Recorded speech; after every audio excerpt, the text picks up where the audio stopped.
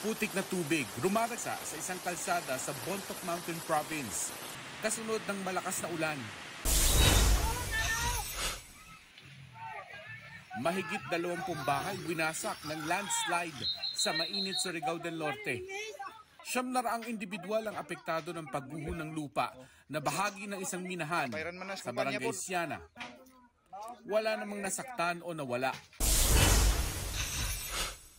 Kalsada sa Cotabato City nagbistulang ilog dahil sa pagbaha.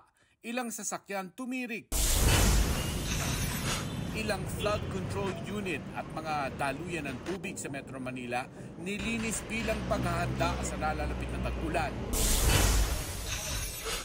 Ilang bahagi ng Caloocan at Navotas makararanas ng power interruption bukas at sa Miyerkules dahil sa line construction sa C3 Road. Ilang lane ng North Luzon Expressway sarado hanggang May 19 para sa maintenance services.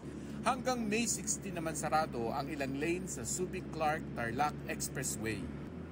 Mark Salazar, nagbabalita para sa GMA Integrated News.